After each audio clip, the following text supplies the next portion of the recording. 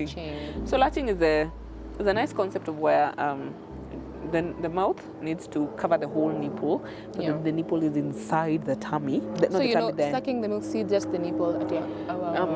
If the baby just puts their mouth on the nipple, that's painful. And that's not. Painful. It's gonna. Italeta shida later. So it needs to be like on the whole boob, so the latching, the whole boob like this, not the whole boob, but like the areola, nipple area, the areola area, so that the pressure is on the areola, and then it pushes the nipple to remove the milk. Okay. So the concept is, the baby is sucking on the area around, which is putting pressure on the ducts, and then the ducts are chucking the milk on the nipple. So your nipple is suspended inside the baby's mouth. But it's something you and the baby must learn together the first 2 days. Because if they learn to latch wrongly, it will be difficult for you for a long time. And also they develop something called a tongue tie. I'm not sure. Something, yes. Yeah. It's a whole thing. So now, because I didn't know all that, what did I do? I used to put only the nipple inside the baby's mouth. Thank God for my friend who prepared me, and she had a baby. All so she my told friends me, who did not. Please go and watch. And this, I'll just shout her out, Mama Mudhoni. Yeah. She does great content on this latching. She really helps moms and all that. So me, I went, nilikuwa na stick kwa content yake, and like, I must learn this shit before this baby comes. So me and Mama Mudhoni had children at the same time. Oh my God. So we were learning this together. Please, child. Oh my God. You are a beneficiary. You. Me and Mama Mudhoni. I remember when she would come and cry on her content. I'm like, child, we are together. Tuko hapa. And I loved her because now, unlike any other content creator, she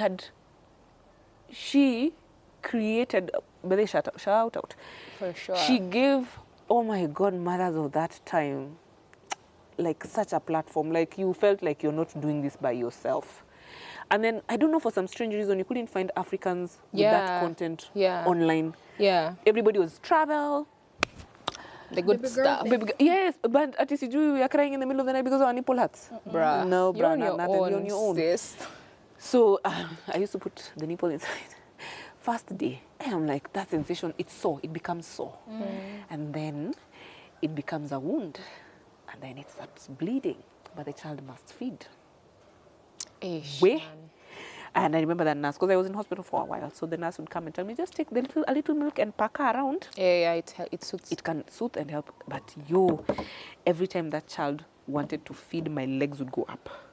The pain. I remember that feeling, because especially when you first put it in and then you just, like, you know that pain. Let me tell you the pain I can associate with. Have you ever hit this part? In the corner of a... No, you never. Or you're little too. Or you're a little too. You see that feeling that... Now imagine like a 15-minute extension of that when the baby is sucking. Or then those children can decide to do an hour. So you're just there like... You're taking painkillers, but you must feed the child. Yeah. So I didn't know about nipple cream.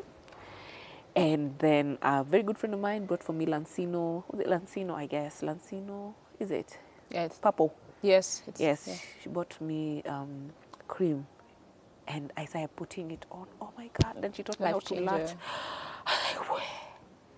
Because for me, breastfeeding was more painful. I'm feeling, the more you're saying these things, the more I'm like, God, there's a lot in your lifesaver things that I didn't know about. Just for breastfeeding, a lot. But I can also tell from your experiences how important it is. I mean, when they say that's the time you bond with the child, there's a lot of learning. But it can be, at the same time. you know, I know some people who it was so traumatic to them that they made the decision not to breastfeed. Oh, yeah. Okay. Yeah. Actually, people don't actually talk about it as much. But that first week is terrible. It can make you make lifelong decisions about You're just things. wondering, what the fuck did I get myself into? What is this hellhole that I was never told about? Yeah. So now the constant understanding that I must moisturize my nipples, like literally I had to tender. Now I'm taking care of the coochie. Imagine. To get healed, and then I'm also taking care of the nipples. To get and healed. the baby. And the baby. So I had things that I had to do, like Why self. does it seem like our body has to fall apart? No, it has to. It has to. No, for real, it has to. Because I remember self-care was real for me. Like that was like going to the bathroom was not just showering. And showering, making sure the nipples are okay, making sure they don't have wounds. Listen, me, for me, Cleaning them every bathroom visit was a self-care moment. It's self-care For moment. real. Because Every. then, yeah. And I used to dread going to the bathroom, like, stay kusikia kupi. I don't want to go there. I don't want to see what's happening. Yes, then you pee, you make sure you like you've cleaned yourself thoroughly. Like there's so, and because many things are leaking, eh? The nipples are leaking, so like even when you're showering, the milk is coming down. Yeah. Because the temperature is ash. I feel like this should be another episode. By the way. But Because nonetheless, I'm feeling like there's a lot and now I want to say, but I'm just like, I already said mine. yeah, so but basically, for me the lifesaver was the nipple cream. Because Sure. on my second baby, You are the OG. let me tell you, nilienda labor kama ziko moisturized. It's just like, it's just like we're not doing this shit. But they were free. When the labor started kicking in, I told my husband, hey, come. Bag iko wapi? It's just like I said, looking for it, like, oh, It's time. found it, got it. Put it. Lather. I was like, yeah, like the thing was shining, but I was ready. Baby came out, nini. Like the baby can latch. I was like, bring my child. I'll show Put them. it here. I had to prove to myself that I'm not going to go through that. So when I put the baby there and latched her, and You were so happy. And she latched correctly. I was like, God damn it, that's the lesson. We're not doing it again. And but they actually told the child, we're not doing this again. That is the lesson. This is how you latch. Yeah. And my second born latched so well. Not a day. First time. And from then on, like for the whole period of breastfeeding for her, I never had a cracked nipple. Imagine that's how life-changing it is. There's cracked nipples. Oh, it is that. Well, that's the thing. So the first time, because I didn't know and I didn't do the correct things, I had cracked nipples. So the wounds and the knee, that's So that's what it's called, the cracked nipples. Okay. yeah. Wow. So it's like it's a cut on your nipple, and knowing how nipples are sensitive, we imagine how that is. And then somebody must suck on it constantly to get milk plus your blood at the same time. And you must try And blood they either must way. see, So things must happen. So anyway, that was for me a lifesaver, and it's something that I think every young mother should know, that Yeah. your nipple is another story. Your boobs are, It is. yeah. I'm curious. I mean, I know the whole experience relies a lot on the mom, but is there anything guys can do during this? Me. You go. Go. Still on the boobs, yo. This is a cool story. A TMI though. I think I know where this is going. TMI. So boob story again. Yeah. So I'm back home. I have still not understood letdown. Paternity leave is over. Oh my God. Mister is gone back to the office. Yeah. The baby sleeps a lot. I'm happy. I mean, Cool, finally. I had, I think, a number of letdowns that I ignored. You're Because I like, couldn't believe that I'm not holding a baby if the baby's asleep. Then I went to sleep. Yo lala mtoto akilala. I said, lie. I slept. When I slept, the boob became big. And very, very big. And again, because the nipples had not yet learned how to open up in different places, I was in the verge of mastitis. Because the baby wasn't also clearing. So, I didn't know better. So baby wasn't clearing the milk as much. So it was like a backlog of backlog. So something wakes me up. I'm feeling, hey, my boobs are harder than anything. And so I wake up, I'm like, what could this be? I go tell my nanny, inaskia, uchungu. To a point, my head was hurting. I had a headache, and I was like, I had a fever. Like, what is this? I called my gynae. He's like, has the baby breastfed? I was like, no, the baby slept. Like, ay. Okay. I think you have. And I can't just wake the baby. I'm like, I could, but I was happy she's asleep. Please, I was tired. And they had something called the growth spurt where they can disturb you for 3 days. yeah.